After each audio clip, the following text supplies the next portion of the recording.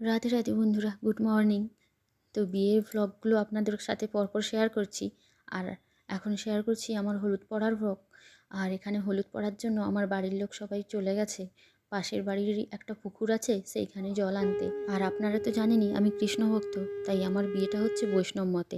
তাই মন্ত্র পাঠ করে সেই জলকে শুদ্ধ করে তবেই জল তোলা হবে। এই দেখুন নিয়মাবলীগুলো কেমন হচ্ছে। তো এরপরই জল তুলবে ওরা। জল তুলে 3জন নিয়ে আসবে। তো এদের মন্ত্রপাঠ হয়ে গেছে, এবার পরপর এক একজন করে জল তুলছে। আর ওই জলটাতেই আমার হলুদ পড়ার পর স্নান হবে।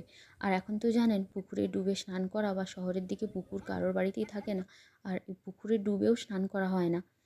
তো এইভাবেই জলটা তুলে ওরা নিয়ে চলে এলো। আর তারপরেই আমি আমার হলুদ পড়ার কয়েকটা ফটো আপনাদের শেয়ার করছি। আমি এখনও না ভিডিওগুলো পাইনি, নাহলে শেয়ার করতাম। আর ফটোগুলোও এডিটেড নয়, জাস্ট নর্মাল ফটোগুলোই পেয়েছি, সেইগুলোই আপনাদের সাথে শেয়ার করলাম। ভালো লাগলে লাইক করবেন একটা।